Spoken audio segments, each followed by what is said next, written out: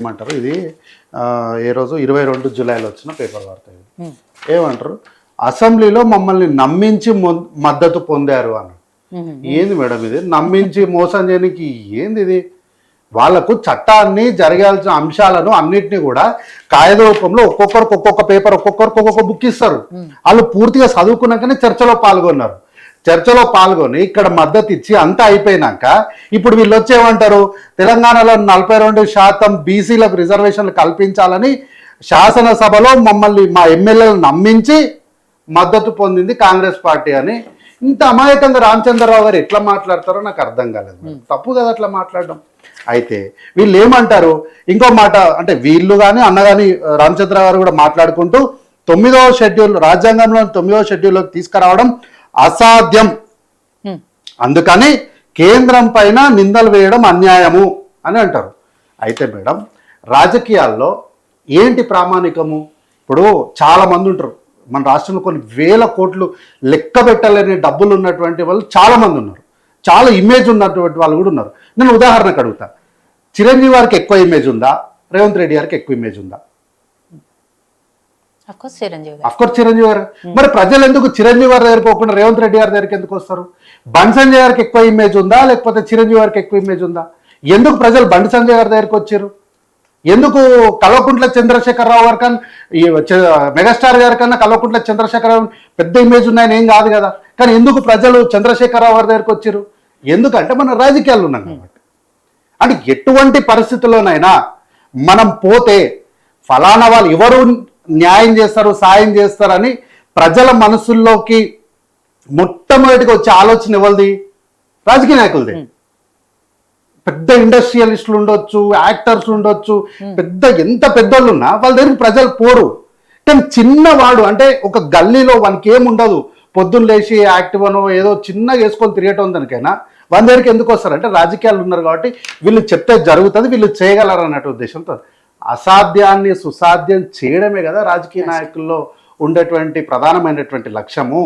మనం ఇబ్బందులు ఉన్నప్పుడు ఇది చెయ్యలేము, ఇంక ఎవ్వరం ఏం చేయలేము అని అందరూ చేతులు లేపేసినప్పుడే కదా రాజకీయ నాయకులు వచ్చి దాన్ని నిలబడి దాన్ని సాధ్యం చేసినప్పుడే కదా మన సామర్థ్యత ఏం తెలుస్తుంది. ఒక చిన్న ఎగ్జాంపుల్ మాత్రమే చెప్తాను. మన దేశంలో లాక్డౌన్ జరిగింది కదా, లాక్డౌన్ జరిగిన తొలినాళ్ళ ఎవరు బయటకు వచ్చినా పోలీసు వాళ్ళు అరే మనిషి ఎవరు ఏంటి అందులోపు లాగేడు తప్పరిచ్చారు. కానీ తర్వాత కొన్ని రోజుల తర్వాత మినహాయింపు ఇచ్చారు. ఎవరికి? శాసనసభ్యులకు, పార్లమెంట్ సభ్యులు కూడా మినహాయింపు, వాళ్ళ ప్రజల దగ్గరికి వెళ్ళొచ్చు, సాయం చేయొచ్చు అని ఒక మినహాయింపు ఇచ్చారు. ఆ మినహాయింపు దొరికిన తర్వాత ప్రజలు కొంచెం అంటే ఒక టైం దొరికింది, కనీసం ప్రజలు బయటకు వచ్చి ఆ వేరే ఊర్లకి వెళ్ళడానికి దీని అన్నిటి సమయం దొరికింది. ఇది ఎందుకు జరిగింది? ఇది అసాధ్యమైందని ఎవరు సుసాధ్యం చేశారు? రాజకీయ నాయకులే కదా. కాబట్టి ఇది 9వ షెడ్యూల్లో చేర్చడము అసాధ్యం అని చెప్పడము మన అసమర్థతను ప్రజల ముందు పెట్టినట్టు లెక్క. మీరు మేడం మామూలుగా తెలుగులో ఒక సామెత చెప్తాం, రాజు దలుచుకుంటే కొరడా దెబ్బలకు తక్కువ లేదు, వడ్డించేటోడు మనవాడైతే యాములను కూర్చున్న లడ్డు మన దగ్గరికి నడుచుకుంటూ వస్తుంది అని. ఇదేడా ఇప్పుడు వీళ్ళు మన వాళ్ళైతే బీసీలకు రిజర్వేషన్లు కల్పించడం ఎంతసేపు చెప్పండి? ఇప్పుడు ఇంతసేపు చర్చ గారు బీసీలకు రిజర్వేషన్లు కల్పించడంలో బీజేపీకి ఎటువంటి అభ్యంతరం లేదు కదా. మీరు చేసిన వాటిల్లో ఏదైతే ముస్లింలను చేర్చారో అది మాత్రమే. అరే మీరు ఏదో కార్యాచరణ తీసుకురండి సార్, మేమేమంటున్నాము మీరు ఏదో మీ కార్యాచరణ ఏంటో చెప్పండి. ఇప్పుడు మా వరకు మా వాదనకి ఇది, మేము ఇంత పర్సంటేజ్ ఉంది, ఇంత ఉంది, మేము రాష్ట్రం అంతా లెక్కలు తిరిగి ఏం చేసినాము మీకు మరొక్కసారి చెప్తాను. నేను 3,54,77,554 టోటల్ లెక్క. దాంట్లో మొత్తం కుటుంబాలు 1,12,15,134. దీంట్లో కులగణన ప్రకారం ఎస్సీల జనాభా 17.43%, అంటే 61,84,319. ఎస్టీలు ఎంత? 37,05,929, అంటే 10.45%. బీసీల జనాభా 1,64,09,179, అంటే 46.25%. ముస్లింలు ఎంత? 44,57,012, అంటే 12.56%.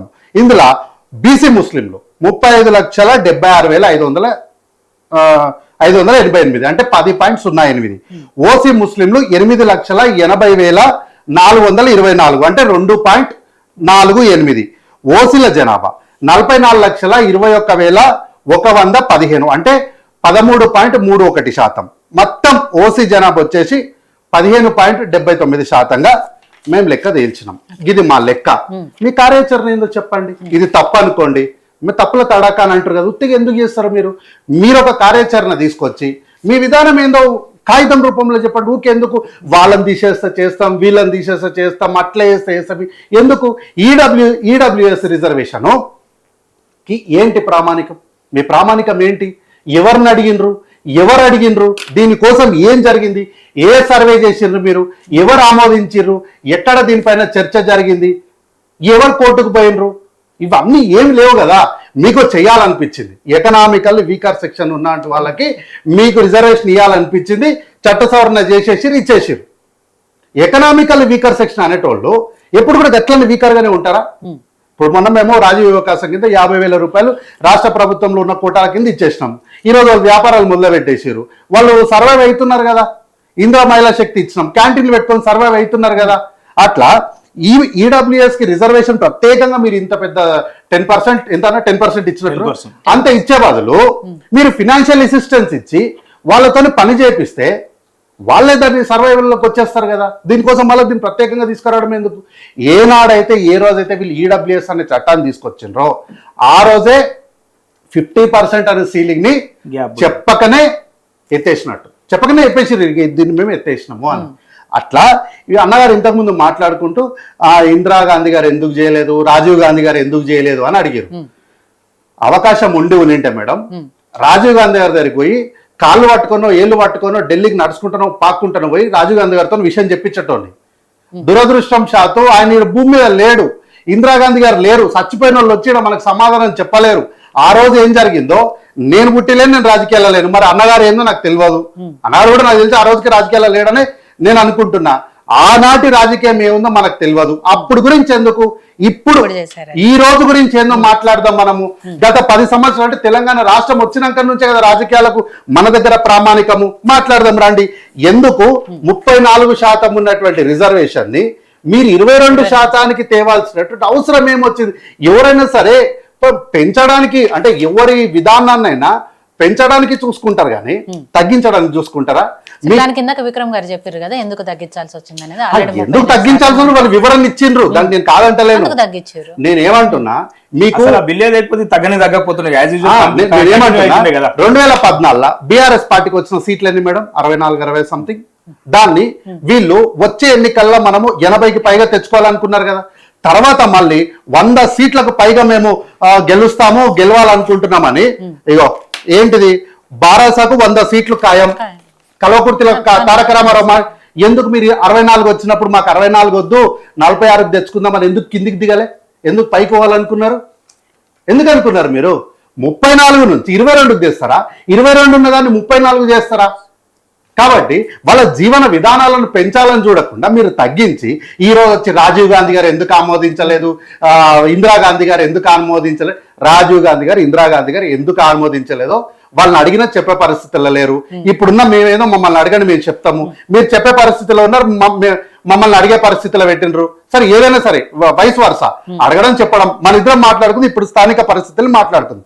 అయితే రాజ్యాంగాన్ని సవరించి 370 ఆర్టికల్ని, ట్రిపుల్ తలాక్ని, కాశ్మీర్ అంశాలను, నోట్ల రద్దు, ఇట్లాంటి అనేకమైనటువంటి అంశాలను మీరు ఎవరి చర్చను తీసుకొని మీరు ప్రామాణికాలు చేసిండ్రు?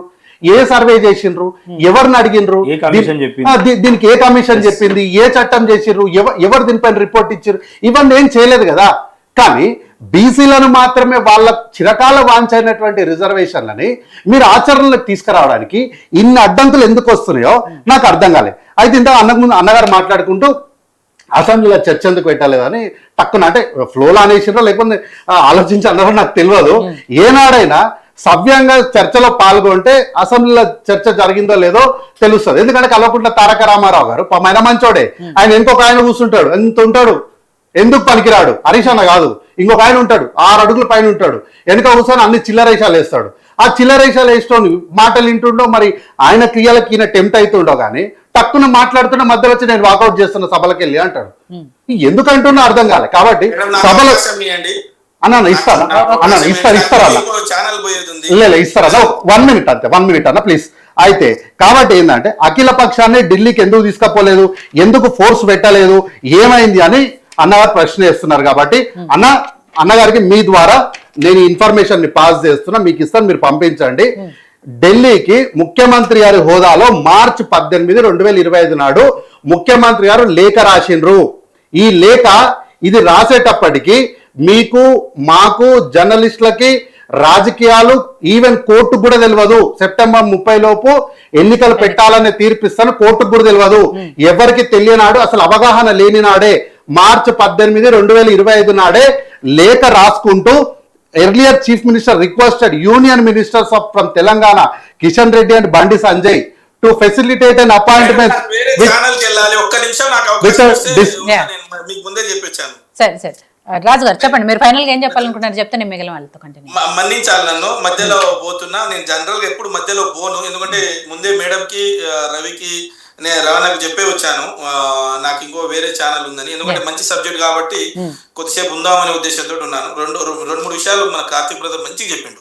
ఎందుకంటే ట్రిపుల్ తలాక్ కానీ, లేకపోతే కాశ్మీర్ 370 ఆర్టికల్